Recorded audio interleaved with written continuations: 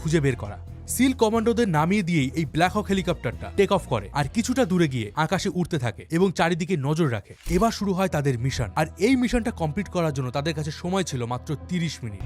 প্রথমে বাইরে থাকা কমান্ডোরা দড়ির মাধ্যমে দেওয়াল টপকে বাড়ির ভেতরে ঢোকে এবং সামনে থাকা গেটটাকে গ্রেনেড দিয়ে উড়িয়ে দেয়। তারপর তারা গেস্ট হাউসের দিকে যায়। গেস্ট হাউসে ওই সময় উপস্থিত ছিল আবু আহমেদ কুয়েতি আর তার স্ত্রী এবং তার দুজন বাচ্চা। আপনাদের এখানে একটা ছোট্ট ইনফরমেশন দিয়ে দেয়, এই আবু আহমেদ কুয়েতির মাধ্যমেই সিআইএ তথা আমেরিকা লাদেনের লোকেশন খুঁজে বের করেছিল, যে ব্যাপারে আমি ভিডিওতে আগে বলবো। এবার সিল টিম যখন ওই গেস্ট হাউসের দরজার সামনে যায়, সাথে সাথেই দরজার ওপাশ থেকে কুয়েতি এলোপাথারি গুলি চালাতে থাকে। এই সময় একটা গুলি এসে একজন সিল অফিসারের কাঁধে লাগে। এবার ওই সিল কমান্ডোরাও গুলি চালাতে থাকে। এর ফলে Abu Ahmed on the spot মারা যায়। সিল অফিসাররা এবার কুয়েতির ওয়াইফ আর তার দুজন বাচ্চাকে এক জায়গায় জড়ো করে আর তাদের উপর নজর রাখতে থাকে, যাতে এরা কোনোভাবে মিশনে কোনো রকম বাধা তৈরি করতে না পারে। নেভি সিল এবার এই বাড়িটার ইলেকট্রিসিটি অফ করে দেয়, যাতে বাড়ির মধ্যে থাকা সদস্যরা অন্ধকারে পথ খুঁজে না পায়। তবে যেহেতু সিল কমান্ডোদের